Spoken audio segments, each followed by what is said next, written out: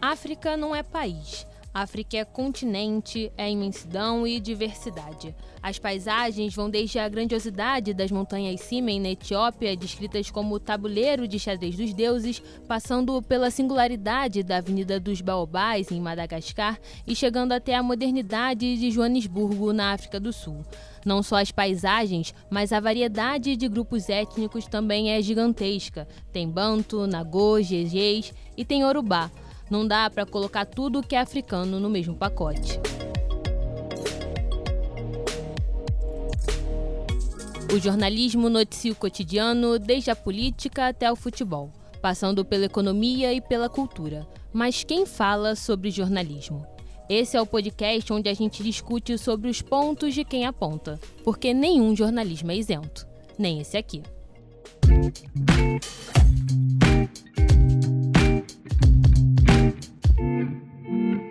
Eu sou Caroline Rocha e este é o 6º episódio dos Pontos de Quem Aponta. E hoje a gente tem um parceiro especial, o Badauerge. Por aqui, discutimos sobre como os meios de comunicação influenciam no seu dia a dia. Ou melhor, como eles influenciam você e a sua opinião. Por lá, no Badauerge, a gente acompanha o carnaval de pertinho. Afinal, Badauerge é som de preto, festa brasileira. E não tem como falar de negritude sem falar de cultura iorubá. E já que a gente sempre pensa o ponto de vista da mídia, por que não pensar como o jornalismo tem tratado as raízes brasileiras? Todo mundo já ouviu aquela frase: você é o que você come. Se nós somos o que comemos, você já parou para pensar que notícias tem devorado por aí?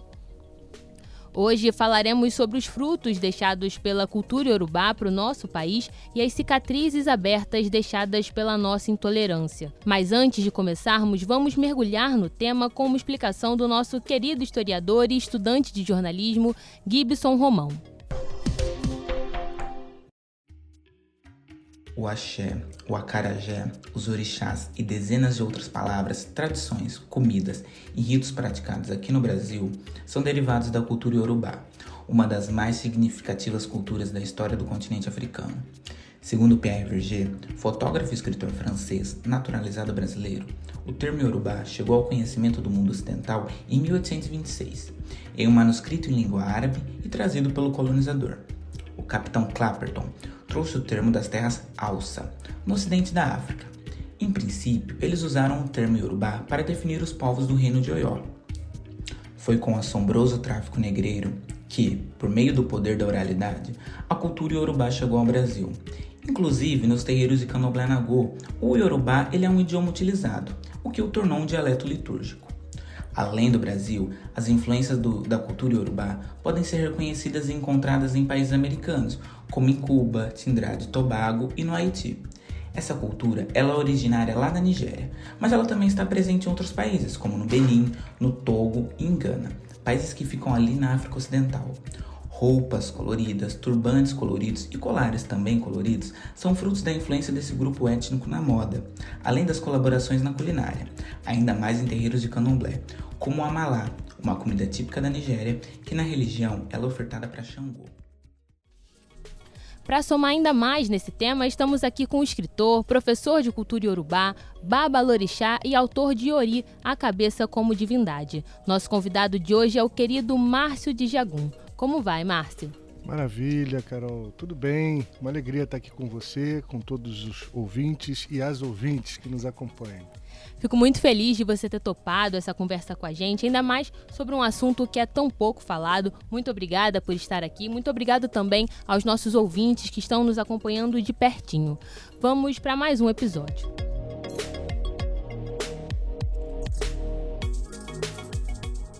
Márcio, antes de qualquer coisa, eu gostaria que você nos explicasse o que é ser um babalorixá e qual que é a importância desse título para a cultura iorubá.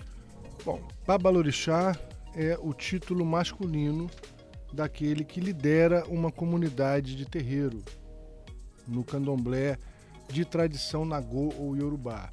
O feminino seria ialorixá. Cada uma das vertentes do candomblé, dos nossos chamados candomblés, seguem matrizes africanas, portanto, tem referências étnicas, culturais, religiosas, idiomáticas, às vezes diferentes, como, por exemplo, os chamados candomblés Congo, Angola. Tem uma denominação diferente para as suas lideranças, para os seus cargos. O mesmo acontece com os candomblés cuja raiz é Jeje ou de etnia Fon. Então, no caso do candomblé Nagô e Yorubá, o título desse sacerdote, desse líder comunitário, podemos chamar assim, é Babalorixá. Em uma conversa anterior que nós tivemos, inclusive no Bada UERJ, você comentou um pouco sobre a diferença do olhar europeu em relação ao africano, sobre essa dualidade, a bipolaridade, a total separação, né, entre o bem e o mal que tem na cultura europeia. E como isso até hoje colabora e colaborou para a demonização e o preconceito de algumas culturas. No que essa visão africana se difere da europeia nesse sentido? Essencialmente, Carol, porque essa noção de bem e mal, essa noção maniqueísta, ela está absolutamente imersa numa referência eurocêntrica, como você disse aí no enunciado da sua pergunta. A partir da perspectiva iorubá, por exemplo, o sistema cultural iorubá, bem e mal, vida e morte, saúde e doença, por exemplo, se complementam, não necessariamente se opõem. A doença não é opositora da morte. Os deuses da saúde não ficam lutando contra os deuses da doença, por exemplo, nesse conflito mítico. A rigor, há uma busca de equilíbrio, uma espécie de negociação. Vida e morte se complementam porque, sem a existência da morte, a vida perde referência. Possivelmente nós produzimos, nós agimos, nós amamos, nós nos reproduzimos porque nós temos, ainda que inconscientemente, uma noção de finitude. Se essa noção de finitude desaparece de nós, da nossa essência, evidentemente que a gente muda o nosso referencial, né? O que seria da saúde se a doença, de certa forma, não rondasse o nosso ser? Portanto, bem e mal são também conceitos muito relativos em relação a essa perspectiva iorubá. O que é ser bom, o que é ser mal? Depende muito da perspectiva, inclusive, do outro, não é? De como as nossas atitudes chegam ao outro, das expectativas do outro, das esperanças do outro, das resistências do outro. Em relação à nossa própria existência, quantas vezes ocorrem fatos na nossa vida que nós consideramos fatos ruins? E, passado algum tempo, a gente olha para trás e fala, puxa vida, que sorte que aquilo que eu desejava não aconteceu, né? Então, essa sensação de bem e mal, a partir do contexto iorubá, é uma sensação que tem que ser relativizada. Ela não pode ser estereotipada como verdade absoluta, positiva ou negativa. Essa eu acho que é a diferença essencial em relação a esses dois cosmomundos, a essas duas sistemáticas de pensamento e de relação. A cultura iorubá e a cultura até africana no geral, ela é muito baseada na contação de história, na oralidade. Como essa perspectiva, esse tipo de difusão da história e do passado foi importante para a manutenção da cultura iorubá? Eu diria, Carol, que não apenas foi, mas continua sendo. Apesar de, nesses espaços socio-religiosos, que a gente chama de terreiro, nós vivermos verdadeiros, entre aspas, vaticanos, né?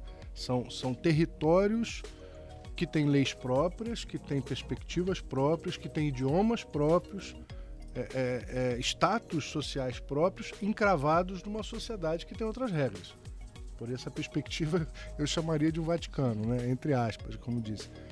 Mas, ainda que a gente conviva com essas realidades, obviamente que esse trânsito entre os mundos, entre os espaços-tempos, se dão de uma maneira diferente. A gente não está efetivamente na África, a gente não está efetivamente vivendo todos os momentos da nossa existência a cultura africana. A gente entra e sai, né, desses ambientes, dessas ambiências. A gente convive com realidades, com regras diferentes.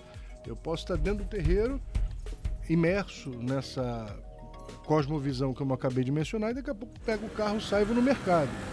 Ainda que eu esteja com todos os meus paramentos litúrgicos, eu adentrei num outro mundo, num outro espaço. Então, por que eu digo que a oralidade não apenas é importante? Porque dentro desses espaços e também fora deles, a oralidade ela se estrutura como um dos alicerces primordiais dessa percepção de mundo. Eu costumo dizer, me convenci disso, de que existem 4 pilares nesse universo cosmogônico, nesse universo cultural, social, e por que não dizer filosófico e religioso. A oralidade, o primeiro deles, a naturalidade, o que eu chamo de relação com a natureza, ela é completamente diferente, ela é horizontalizada e não verticalizada, como a gente está acostumado no Ocidente. A noção de tempo ou de atemporalidade, enquanto aqui a gente pensa um tempo linear, naquele outro ambiente a gente pensa um tempo sincrônico, redondo, e a noção de ancestralidade.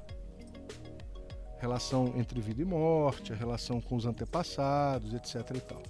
Então a oralidade, de certa maneira, perpassa os demais, porque é através da palavra que filosoficamente o Yorubá entende que a gente rompe os mundos, a gente rompe as barreiras, tanto as internas quanto as externas.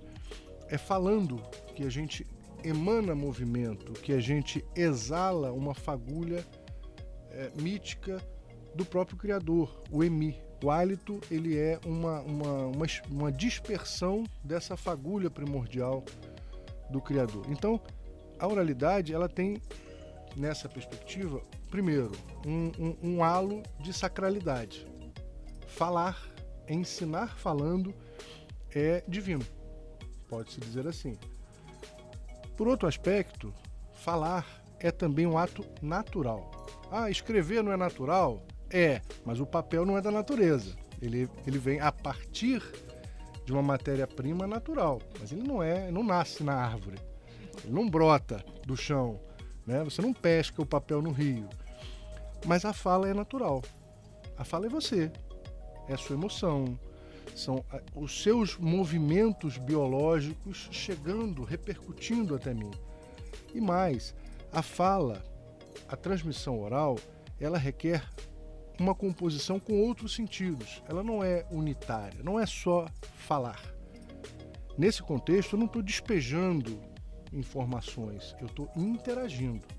Então, para que eu fale e perceba se você está compreendendo, interagindo, eu olho para você. Eu percebo o seu olhar, eu percebo a sua reação física em todos os aspectos. Portanto, a oralidade ela é construída a partir de todos esses conceitos. Ela é uma ação transversal que nos ajuda a entender desde uma fagulha mítica do Criador até uma interação absolutamente presente, ocorrente, uma troca mais profunda possível entre mim e a pessoa com a qual eu falo, ou o ente com o qual eu falo, porque eu falo também com vegetais, eu falo com minerais, eu falo com ancestrais, não é verdade? Sim. A gente convoca seres do passado para o presente através da fala. Percebe como isso vai ganhando uma dimensão interessante? Então, à medida em que eu vou exercitando a oralidade, a rigor, além de todas essas conceituações que eu trouxe aqui, a gente vai estabelecendo uma espécie de dosimetria. O livro está pronto, eu escrevo livros. Qualquer um pode pegar o livro e ler. Mas quando eu narro, quando eu converso o assunto, através dessa percepção mais ampla, eu vou entendendo qual é o seu grau de interesse nesse ou naquele assunto, qual é o seu grau de resistência a esse ou aquele conceito, onde é melhor ou necessário explicar um pouco mais, os assuntos que talvez não sejam relevantes abordar nesse momento. Então essa dosimetria que vai sendo estabelecida, ela é sabedoria pura, né? A gente pode reler um livro em momentos diferentes da vida, a gente pode rever conceitos, mas a gente nunca esquece aquilo que a gente sentiu numa conversa. A voz dos nossos antepassados, o momento em que a conversa aconteceu, ficam memorizados, eles ganham vida. Eles são carregados com você. O livro a gente não carrega às vezes, mas essas memórias são eternas. Acho muito interessante porque faz a gente pensar sobre as estruturas criadas para a resistência de um povo, né?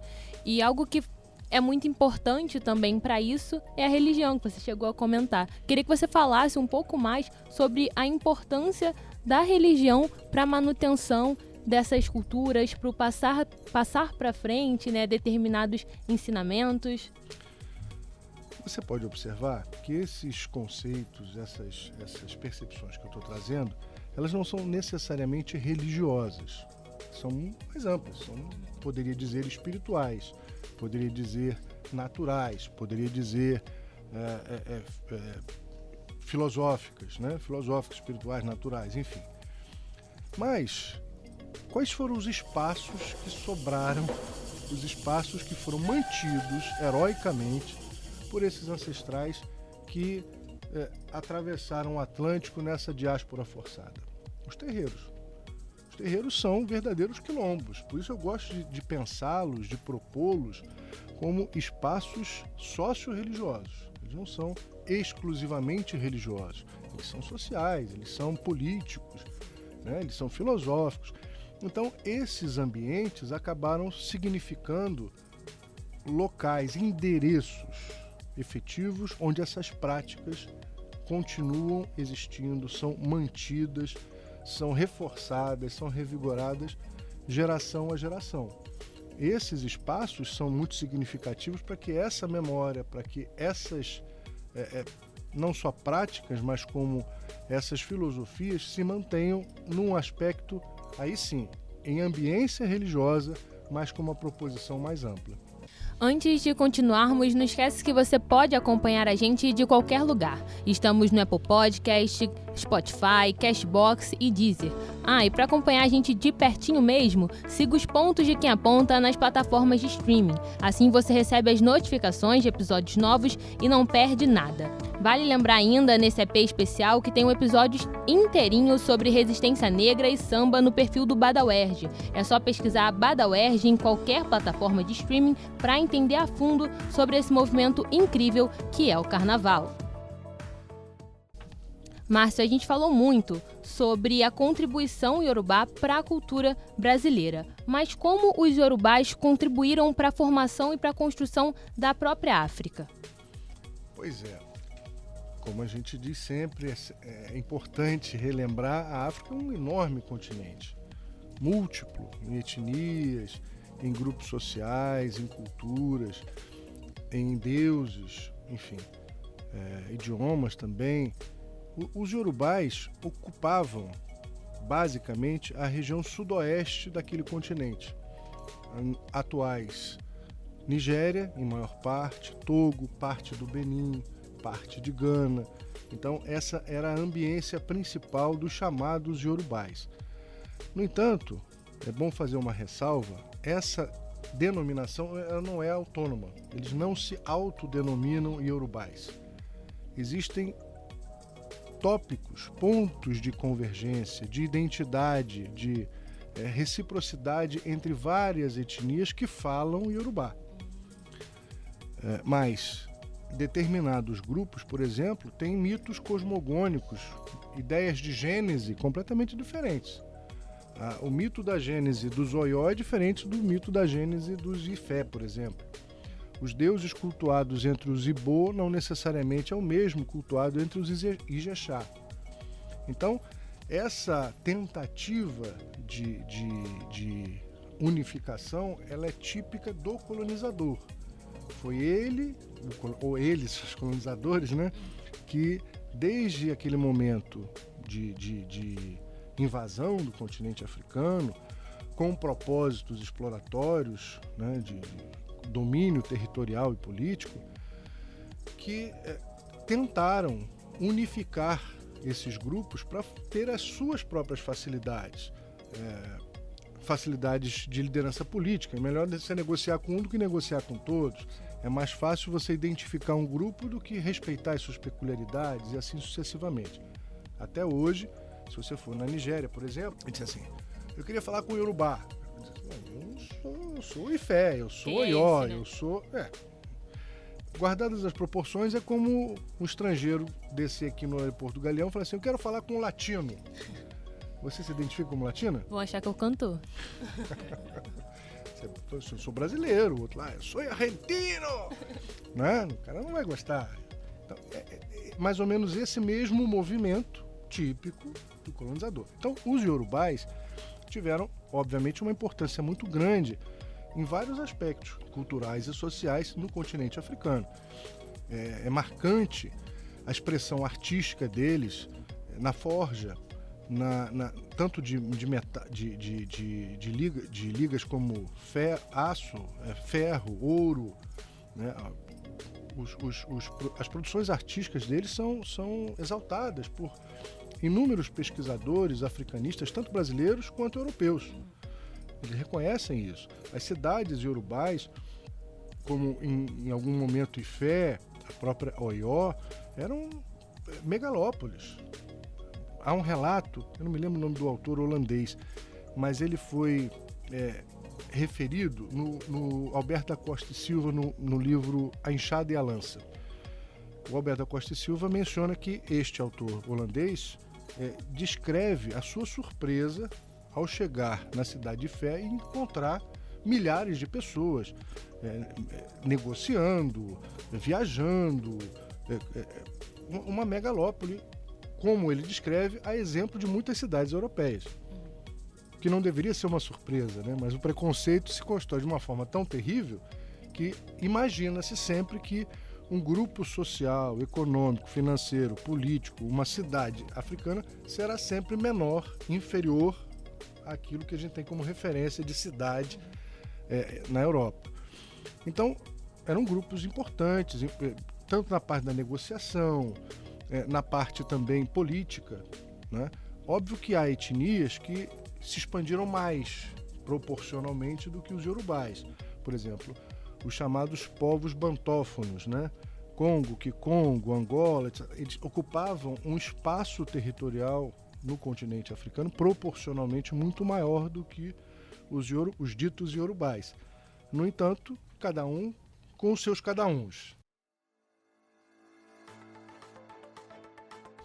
Chegou a hora do seu ponto. Aqui o convidado opina sobre um assunto em alta no momento. No quadro Seu Ponto, a gente busca incentivar o pensamento crítico, além de abrir espaço para o debate saudável e para a pluralidade de pontos de vista.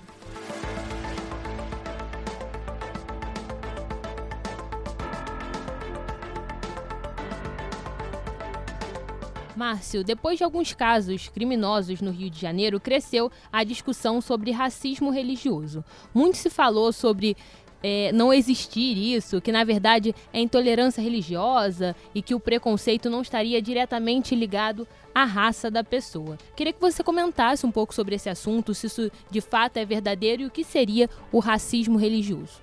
Bom, vamos lá. Primeiro é importante a gente observar, não apenas reconhecer, mas observar, e aí é uma questão histórica, uma questão antropológica, não depende necessariamente de uma opinião, é fático.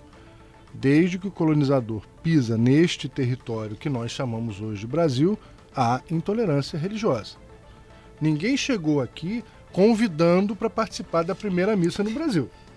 Ninguém chegou aqui convidando para celebrarem juntos. Deuses, não, nem Deus, absolutamente.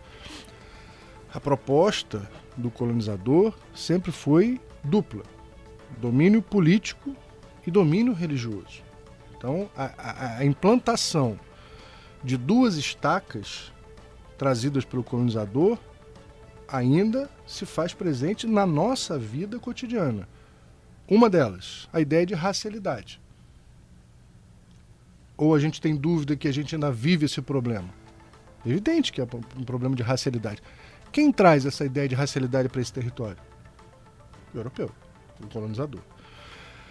Qual o outro problema, entre tantos, mas que o colonizador traz como estrutura? A hegemonia religiosa, que literalmente vem no mesmo barco do colonizador, não é? No mesmo barco. Literalmente. Então, esses aspectos nos assombram até agora. A ideia de verdade única, de verdade absoluta, sempre existiu nesse território há 500 anos. A intolerância religiosa, ou o que a gente chama de intolerância religiosa, tem 5 séculos aqui.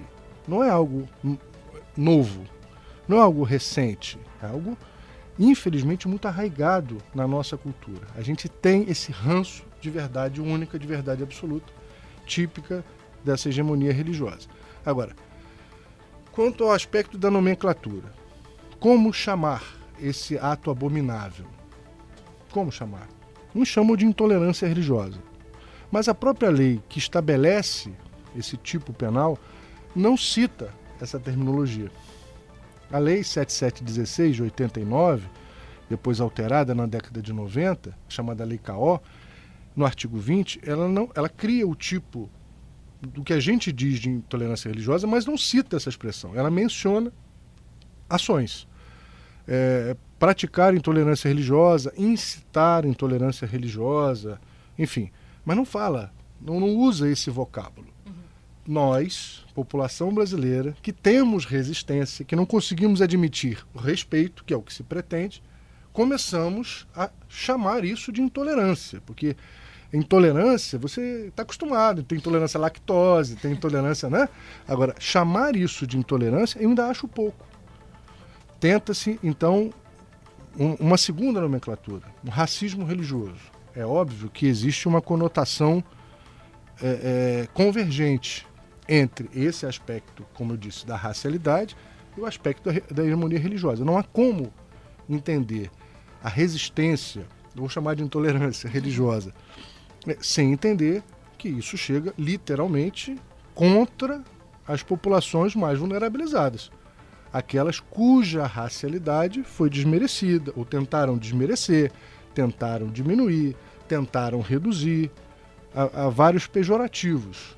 Enfim, então não há como pensar a resistência à diversidade religiosa sem pensar a questão da racialidade. Agora, chamar de racismo religioso atende por um lado, mas cria problemas por outro.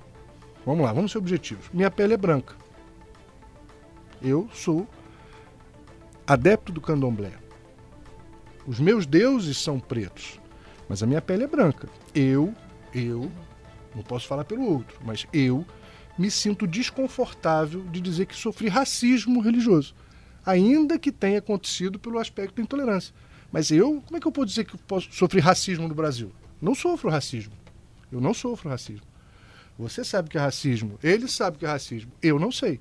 Eu não posso, eu não me sinto à vontade de dizer que sofri racismo religioso.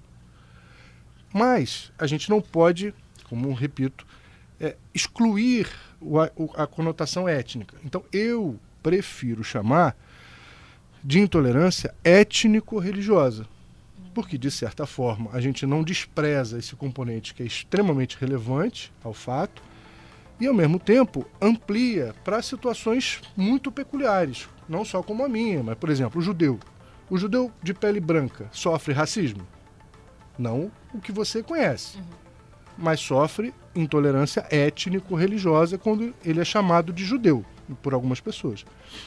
O mesmo acontece com os povos ciganos, os povos indígenas, muitos israelitas, não, minto, islâmicos e por aí sucessivamente. Então eu gosto mais de propor essa ideia de intolerância étnico-religiosa.